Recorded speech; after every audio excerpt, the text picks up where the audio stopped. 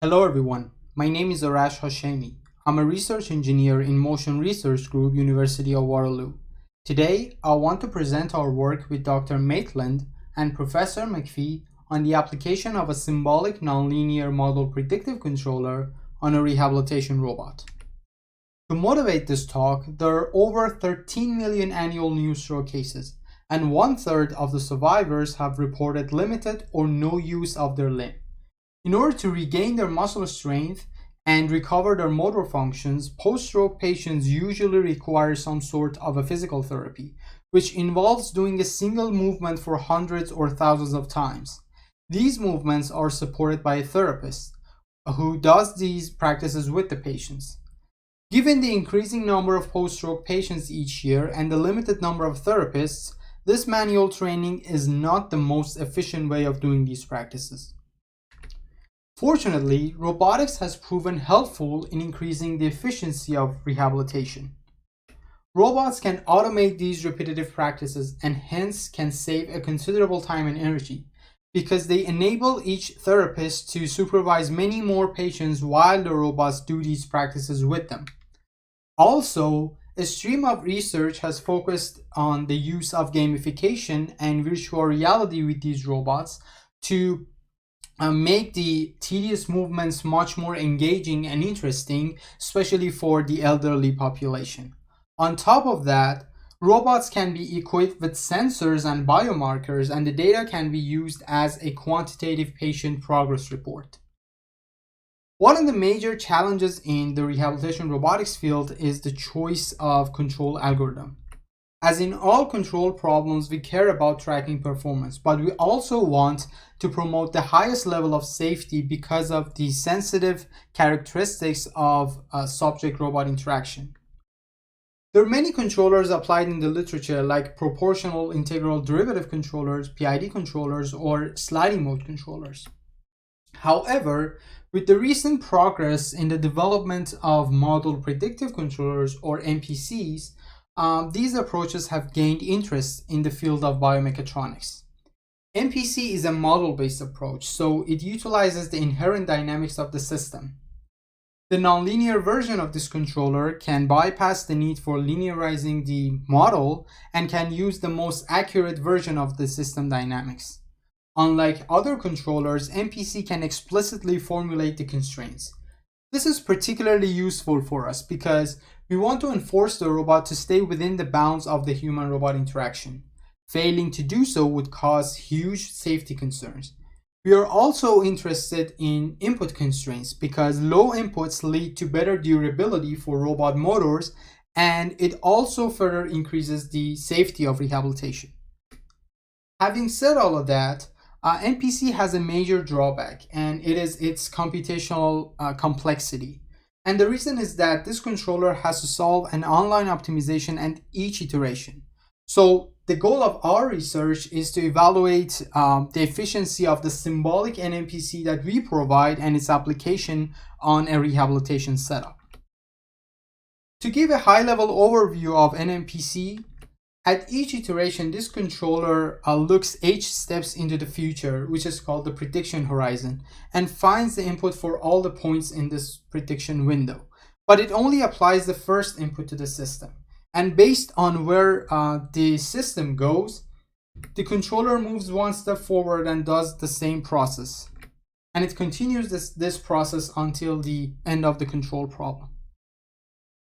In the mathematical terms, at each iteration, the controller solves a continuous optimization problem. Note that we are using a direct collocation method, so we are solving for both the states and inputs. This optimization is subject to dynamic constraints to ensure that the states and inputs satisfy the system dynamics. It also has box or inequality constraints to ensure that the states and inputs are within the allowable bounds. We discretize this continuous problem that led to a nonlinear program. This is the discrete version of the optimization. A major part of the cost function penalizes the deviation of the states from the desired trajectory. It also penalizes high inputs and high input jerks. The last term enables us to have low enough input frequency to be able to apply the controller on a real experimental setup. In order to make this optimization unconstrained, we directly considered the dynamic and inequality constraints in the cost function by using Lagrange multipliers and slack variables. So we added them to the solution of the optimization. We are also using a barrier function to ensure that the states and inputs are pushed within the bounds that we defined for our problem. So in this slide, I want to briefly introduce our robot. Our rehabilitation robot is developed by Quanser Company and Toronto Rehab Institute. The hardware of the robot is modified by Motion Research Group by mounting a force torque sensor on the end effector. The robot itself is a 2 degrees of freedom parallelogram mechanism. It has 2 DC motors to provide the input and 2 optical encoders to measure the joint angles. For rehabilitation, the patient grabs the end effector and the robot provides upper extremity practices in the horizontal plane of motion. In the model of the robot, we are using a stiffness terms and friction terms on the joints and the end effector. And we are also using a constant to get the final DC motor currents from the robot torques. We consider this model as the high fidelity model of the robot, which we use in simulation to assess the performance of the controller. The governing equations of motion are obtained by first modeling the robot in MapleSim by one of our previous researchers, and then the equations were extracted and exported to MATLAB. The control-oriented model of the robot was acquired by removing the stiffness and the friction terms. And this model was used in the predictive side of MPC. So the symbolic version of the NMPC is applied by coding the cost function, the constraints, and the control-oriented model of the robot in Maple because of its code optimization routines. We then obtained the symbolic gradients and Hessians of the cost function and used that in the online control. We used a custom Newton solver in online control, and since this solver is sensitive to the initial guess, we used MATLAB's fmincon solver offline and only once to give us the initial solution. We then applied the inputs to either the high fidelity model of the robot in simulation or to the physical setup. And the way this formulation improves the efficiency of the controller is that we're basically changing the numerical optimization with just substituting the numbers to the symbolics that we've obtained offline. Here you can see the simulation results for a circular trajectory tracking. And the results show a good performance of the controller. And here you can see the simulation of the controller in MapleSim.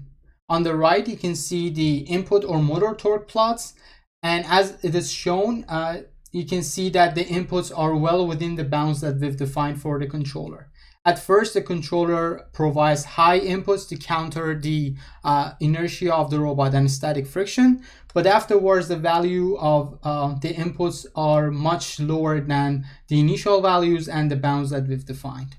Note that we are using the control-oriented model in the predictive phase again, and we're using the high-fidelity model for the simulation of the controller.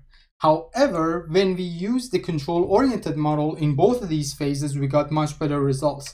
And the reason is that the control-oriented model lacks a lot of the terms that we would see on the real experimental setup. And that actually highlights the importance of developing accurate high-fidelity models to simulate what would happen if the controller was applied on a real physical setup.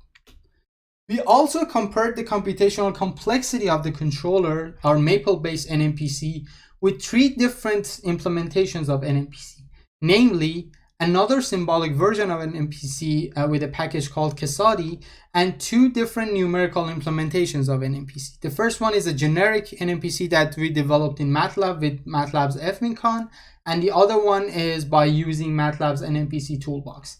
And we compared the efficiency of these controllers for a 15-second simulation for a point reaching mode, which is basically a regulation problem. So starting from an initial point, we just want to converge to a final point. And we set these parameters the same for all the controllers. And as you can see, our maple-based NMPC was much faster than the numerical counterparts. It was actually faster than real-time, and it was also faster than the Casati-based NMPC. We further compared the complexity of the Casati-based and maple-based NMPC in Simulink before applying the controllers on our real experimental setup, but this time we decreased the prediction time step from 10 milliseconds to 2 milliseconds, which is the update time step of our robot. And we actually acquired the turnaround time of the solver, which is the time that it takes the solver for solving the online optimization at each iteration. And what we observed was that the Casati was not suitable for real-time implementation because the turnaround time was much higher than 2 milliseconds. But our controller provided turnaround time less than 2 milliseconds. So afterwards, we wanted to apply the controller in real time on the experimental setup, and we had to use the Quark interface that was connected to the robot in Simulink. But the problem was that part of the our controller was not supported for code generation. To solve this problem, we used two instances of Simulink, and we used the communication protocol. So one Simulink would create parts of the information and then transport that to the Simulink that was running on the robot by this communication protocol. And because of the added delay for this communication protocol, we observed performance degradation, and it highlighted the need for further expediting the optimization in our NMPC implementation. So to conclude, we applied a symbolic nonlinear model predictive controller to a rehabilitation robot, and the controller showed a good performance for simulation on a high fidelity model. And in terms of computation complexity, it outperformed 3 different implementations of NMPC. However, for experimental implementation, due to the added delay because of the communication protocol, we saw that the performance was degraded compared to our simulations, which highlighted the need for further speeding up the controller. So in our future research, what we want to do is we want to explore other methods of implementation other than using the Quark interface. Basically, what we want to do is we want to remove the need for using the communication protocol. And since the delay is basically approximate at each iteration, we can directly model that in our controller formulation. We can also use model reduction methods recently developed by Maitland et al., like using restricted Lagrangians and proper orthogonal decomposition to reduce the size of the NMPC itself. Finally, we spent a lot of time manually tuning our NMPC. And another stream of our research focuses on the use of methods like reinforcement learning and genetic algorithm to automatically and optimally tune our controllers. So for our future work, we can apply those methods on our symbolic NMPC. These are our references. Thank you very much for your attention. Should you have any questions, I'd be glad to answer them.